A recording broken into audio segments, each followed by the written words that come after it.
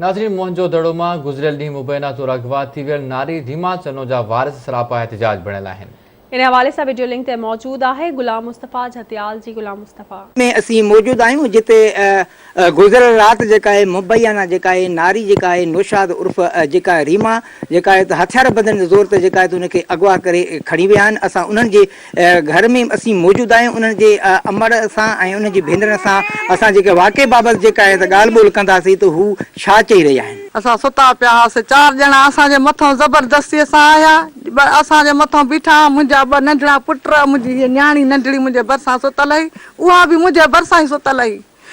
मुंहिंजे मथां हीअं औज़ार झले बीह रहिया। मुंहिंजा पुट त नंढड़ा, हिकिड़ो हे नंढड़ो, ॿियो इहो नंढड़ो आहे। मुंहिंजे ॿियो कमाइण वारो को बि न आहे, मूंखे घर वारो बि कोन्हे को, इन बेसहारी आहे।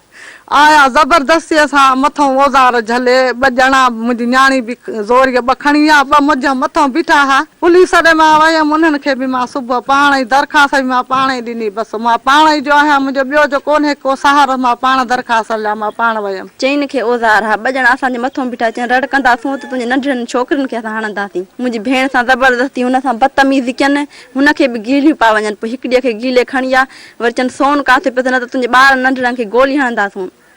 पोइ अंदरि विया, मां ॾसियो मान सेफ में पिया। मुंहिंजो सोनो हसड़ी हुई, लीलम हुई, सोनो टिको हो, मुंहिंजे मरहूम अबूअ जी जंजीरी पुतले ते धोई तोले जी उहा खयनि। ऐं पर पुलिस कुझु बि न कयो, आई ताला ॾिसी बसि हली वई। बंगश खे बि असां अपील था कयूं त असां ग़रीबनि जी मदद करे, असां सां इंसाफ़ करे। न दाऊं रड़ियूं कई, पोइ असां आयासीं भॼंदा, उहे त खणी हलिया विया न, ज़ोर ज़बरी करे खणी विया। 84 न ॿार आहिनि, तव्हांखे अलाह जो नालो अथव, हिननि सां मदद कयो। जी छोकिरी जेका मुबैना अगवा थी वई, जेका नौशाद उर्फ रीमा, उन जे जेके वारसनि जी तव्हां ॻाल्हियूं ॿुधियूं। SPP बंगश खे जेका ख़ासि करे जेका उन अपील कई आहे त ख़ुदा रा जेका मुंहिंजी न्याणी खे जेका अगवा थी वई आहे उनखे जल्द बाज़ियाब करे ऐं बेचैनी ख़तमु